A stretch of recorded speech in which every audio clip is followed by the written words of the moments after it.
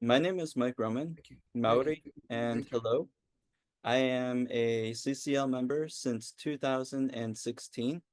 I co-lead the Peace Corps Action Team, and I am a member of the PGM Caucus.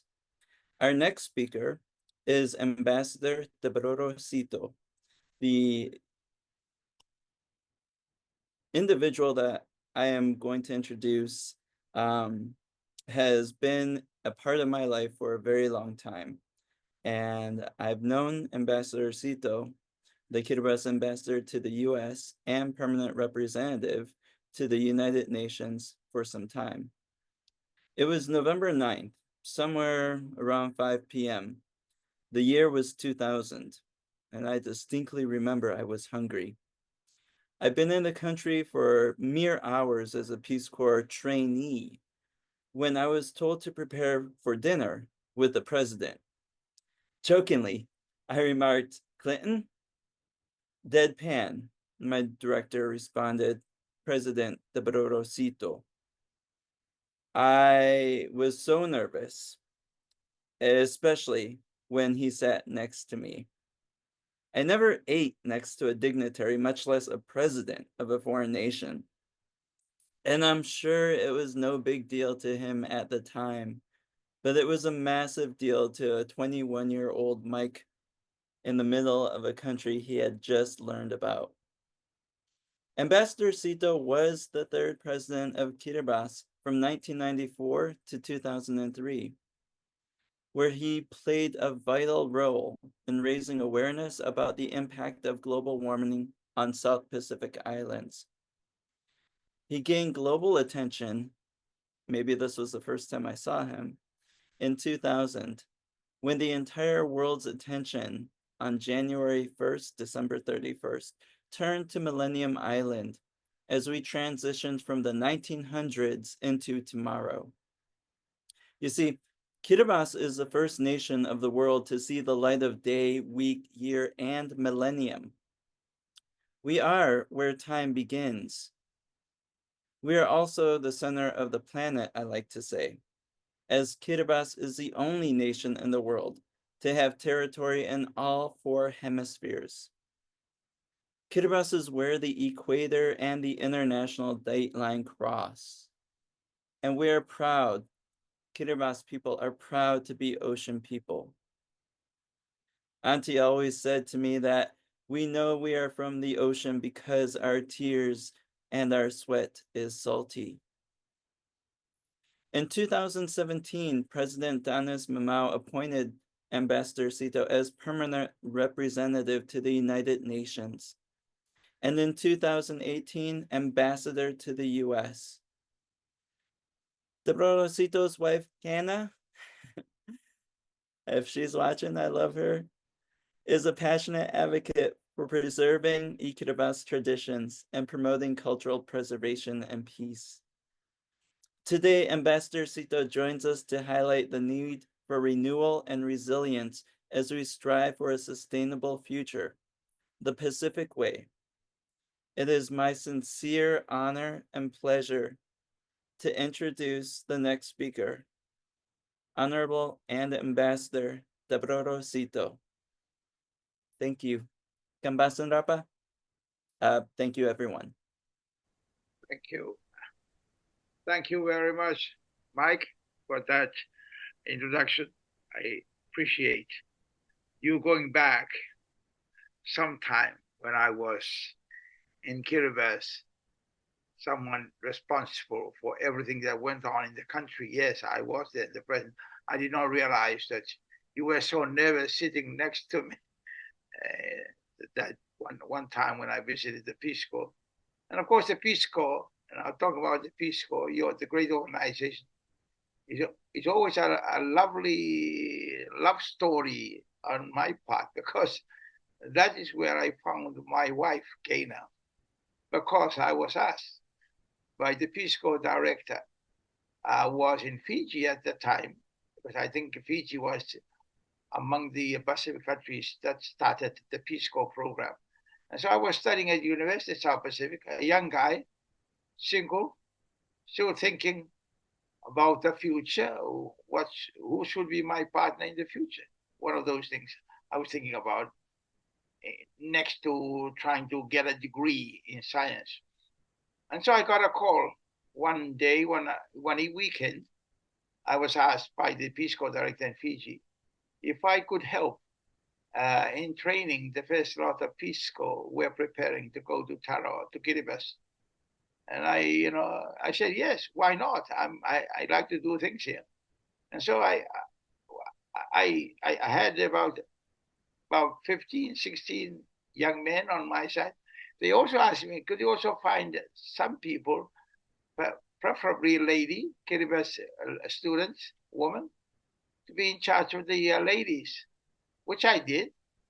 That happened to be Kana, my wife now, of course. So we went to Nicolau Island, the island where we used to go for picnic, many weekends. And then, of course, now, and later on, it became the island, a prison. They imprisoned George Speight, the third, I think it was the second or third coup maker in Fiji. So I must go back to your story about the Peace Corps, Mike. It's like a love story for me. Yeah, and thank you for referring to those days.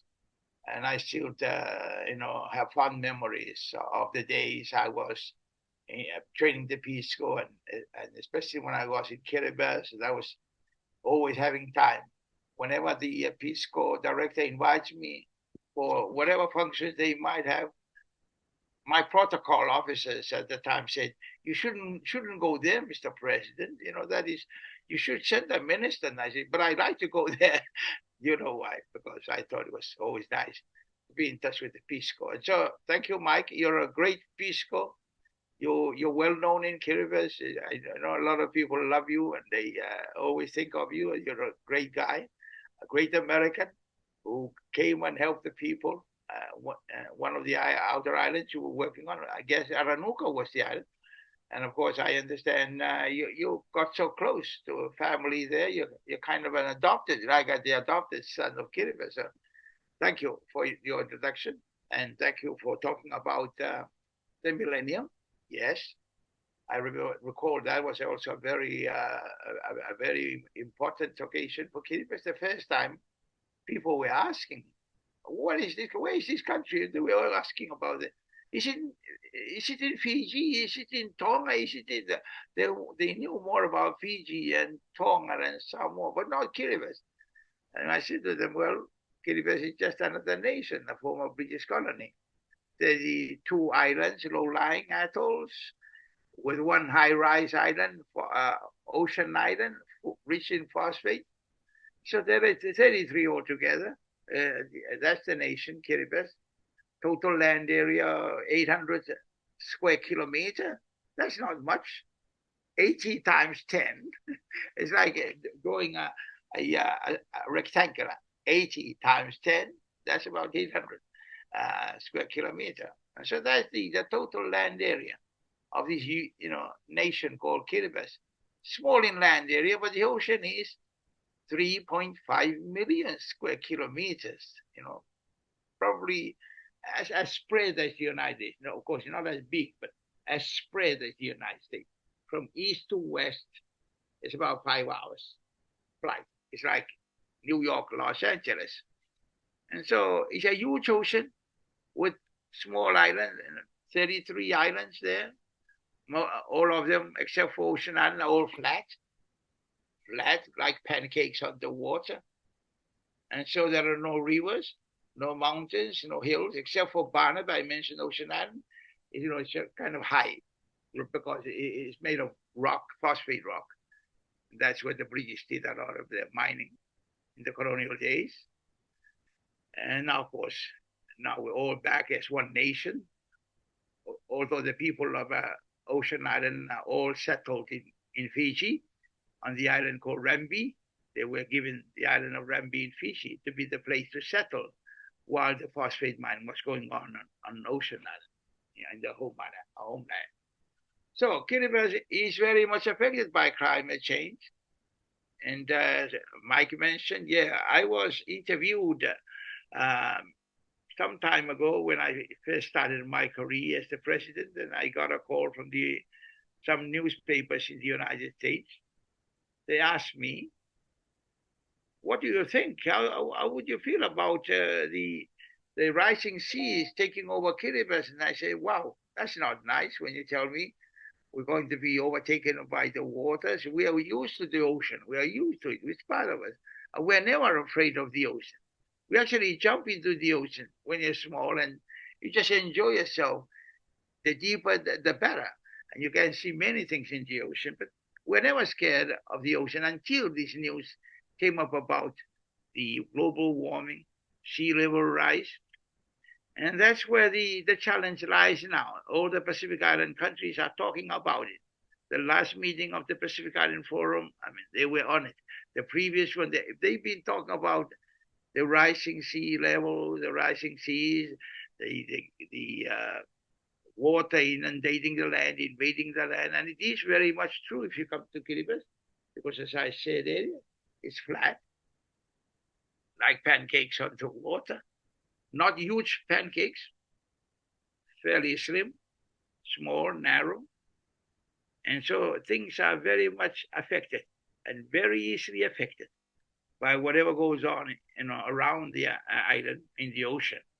When the storms are very, very, very bad, you can see water coming into the land, destroying crops, destroying causeways, destroying coastlines, salinating the water source. People have to look for the drinking water further inside. They've got to take a longer walk to look for those wells which are not yet contaminated. And so we have to tell ourselves that we have to be resilient. This is why the topic of my speech today, my presentation, is the resilience, the Pacific way, the Pacific resilience. And I think we have to be resilient because, firstly, we're very much used to the ocean, as I mentioned earlier. We don't have to be afraid of the ocean. We have to face it, as we've always done in many, many, many hundreds of years before, because the ocean is part of us. We get battered by the ocean waves every day, of course, but there are times the ocean gets very rough, more rough than other times, and especially during the high tide, which we call the king tide. Every 14 days, we have a very, very bad high tide, which we call the king tide. And that's when we're always careful. Those living close to the ocean, they have to make sure the sea walls are strong around that time. And if not, they do more work a few days before the king tide comes. They will have to do more reinforcing on the edge of the land so that the houses doesn't get washed away by the waves.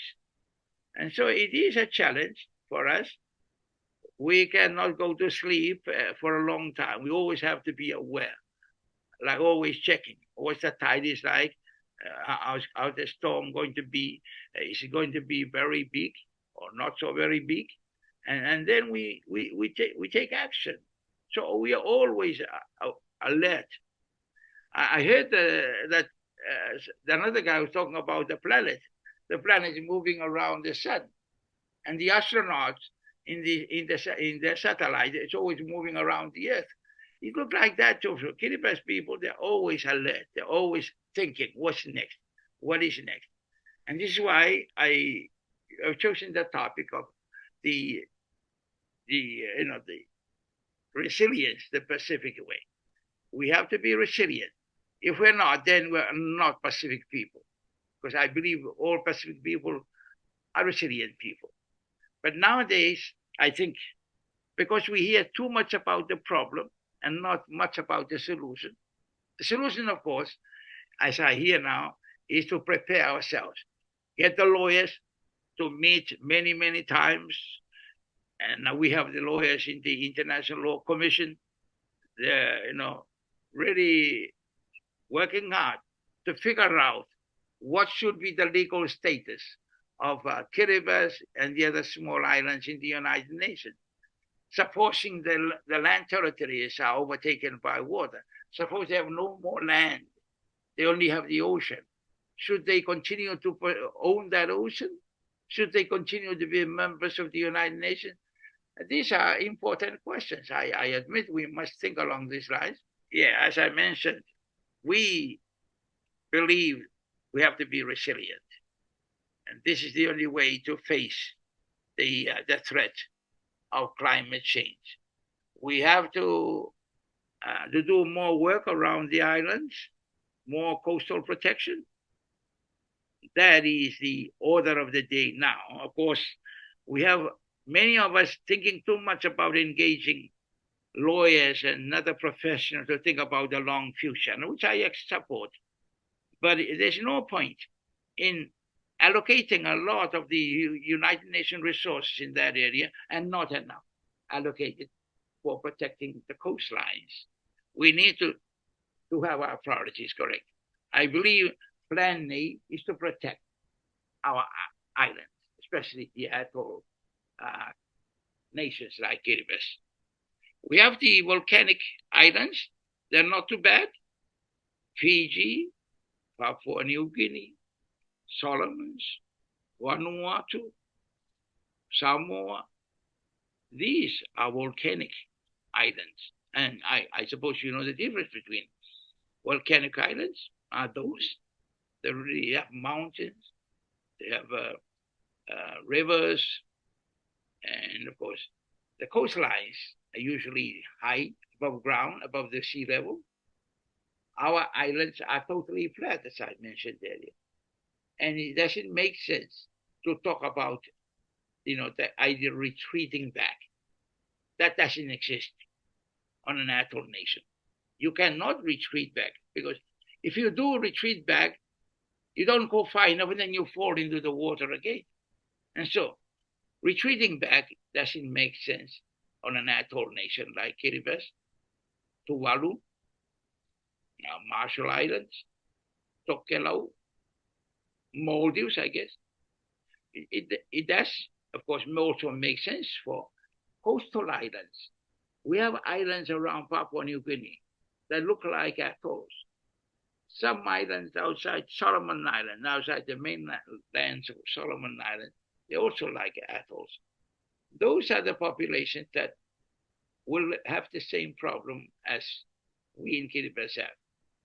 And so we've got to come together as atolls and work together and tell the world that we are the first ones. We are really the first ones to be affected. Or even if the sinking is going to happen, we're the first to sink. But even now, we are very much affected by as I mentioned earlier, the ocean. It's always out there behaving in a way it's beyond our control. And so it is important that we tell the United Nations the priority for atoll nations is coastal protection, land reclamation, land raising. It's not about the legal status. That must come later. But I'm not saying that we should not think about it. But it should not take up all the resources to such an extent. There's nothing left for the real immediate need. The immediate need is to protect the island. That's why we've got to be resilient. If the islands are destroyed by the tides, then we'll have no island. There'll be nothing. No peace, no stability, no development. And so that is why I focus on island resilience. The Pacific Way is the way forward for the Pacific Island, and especially atoll nations like Kiribati. So in the United Nations, now we have I'm glad that the General Assembly is going to highlight the plight of people in the islands with respect to climate change and especially the sea level rise. And that is going to happen, I think, next week. We have a high-level meeting of the United Nations talking about the sea level, the threat of sea level rise on small islands, and we are preparing ourselves for that.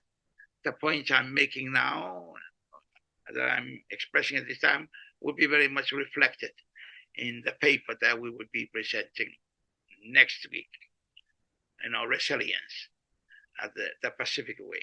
Resilience, the Pacific people, I believe, are resilient. They've been resilient because they're meant to be resilient. They're placed in part of the world which is not very comfortable. They offer challenges like lack of water now and again, even the salinity itself. People are adapting.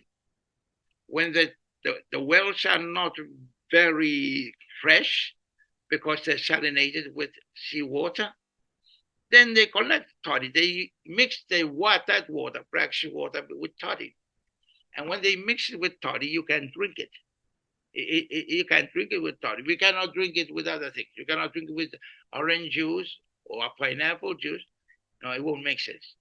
You won't feel comfortable. But if you mix that brackish water, bit salty, with toddy, which comes from the coconut tree, and only Kiribati people can tap the toddy from the coconut tree because that's a skill from traditional days, goes back thousands of years. I don't know where it started. There's some say it came from Southeast Asia, a skill that was, uh, that was brought by early settlers thousands of years back, who moved away from the mainland in Asia and moved to the Pacific. And some of them landed in Kiribati.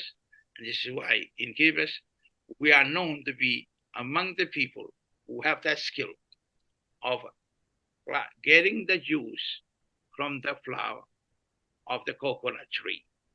And that is used, of course. It's a source of food, source of milk, because we don't have cows in Kiribati. One cow will eat up the whole island because we don't have enough grass.